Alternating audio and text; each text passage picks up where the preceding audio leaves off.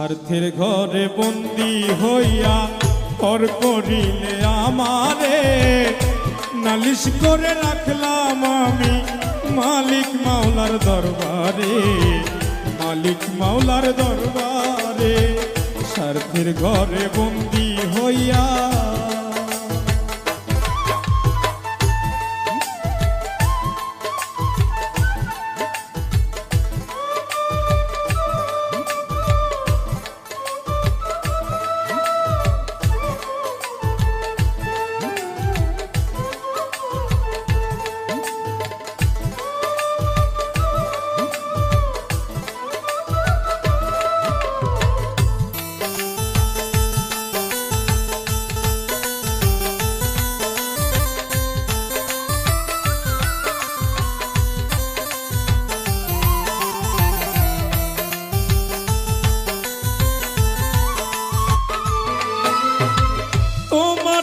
আপন জানিয়া করিয়া রে বিশ্বাস, এখন আমি হইলাম দুঃখেরই কৃত